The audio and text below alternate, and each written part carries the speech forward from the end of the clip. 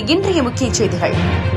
தாராபுரத்தில் 24 கோடி ரூபாய் மதிப்பீட்டில் அரசு மருத்துவமனைக்கு கூடுதலாக கட்டப்பட்டு வரும் கட்டிட பணிகளை ஆதி திராவிடர் நலத்துறை அமைச்சர் என். கயல்விழி செல்வராஜ் ஆய்வு.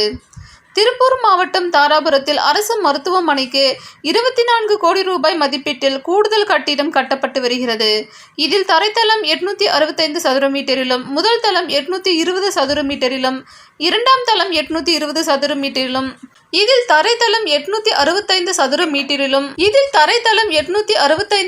மீட்டரிலும், முதல் தளம் 820 சதுர மீட்டரிலும், இரண்டாம் தளம் 820 சதுர மீட்டரிலும், மூன்றாம் தளம் 820 சதுர மீட்டரிலும், நான்காம் தளம் 820 சதுர மீட்டரிலும், ஐந்தாம் தளம் 820 சதுர மீட்டரிலும், ஆறாம் தளம் 820 சதுர மீட்டரிலும் என மொத்தம் 5785 சதுர மீட்டர் அல்லது 62,268 சதுர அடியில் கட்டப்பட்டு வருகிறது.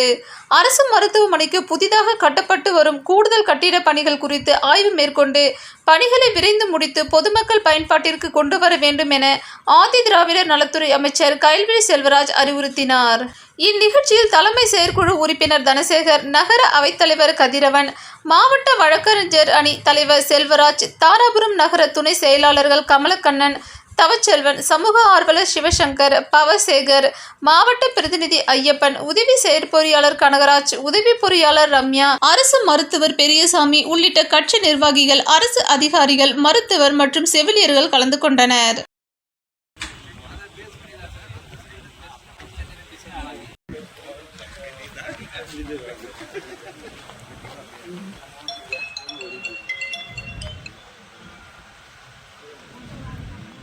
Sí.